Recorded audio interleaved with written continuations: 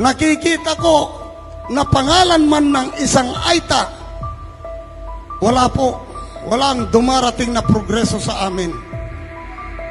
Mabuti po si Tatay Digong. Si Tatay Digong, ako po ay nakapunta. Ako po ay inimbitan niya sa kanyang opisina, kaya mamaya po, mahintay natin siya.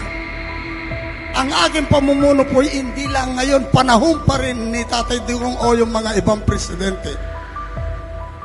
Nakita ko po kay Tatay Digong, hindi po niya ako kinahiya na isang leader, inikot po niya ako doon sa PACC.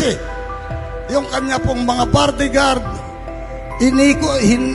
dinala po ako. Inikot po ako sa buong PACC, pagkatapos inatid po ako sa upuan.